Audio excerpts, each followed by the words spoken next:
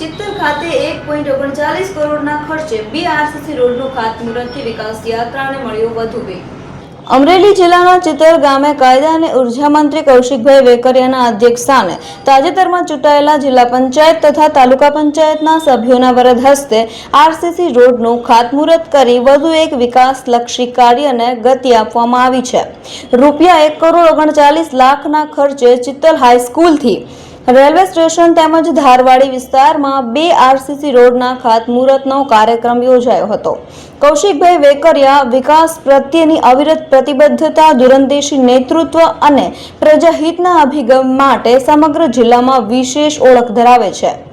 તેઓ જાહેર જીવનમાં આવ્યા ત્યારથી માત્ર ચિત્તલ જ નહીં પરંતુ સમગ્ર અમરેલી જિલ્લાના વિકાસને નવી દિશા અને નવી ગતિ મળી હોવાનું લોકોમાં ચર્ચાઈ રહ્યું છે।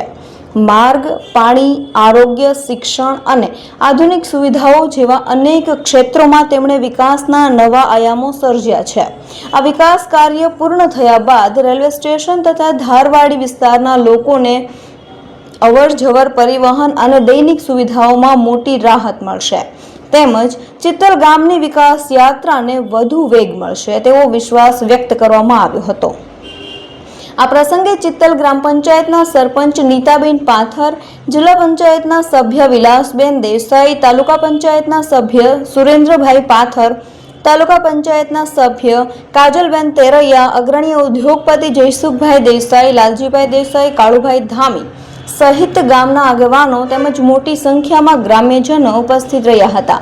ઉપસ્થિત લોકોએ વિકાસલક્ષી કાર્યો બદલ માનનીય કૌશિકભાઈનો આભાર વ્યક્ત કર્યો હતો।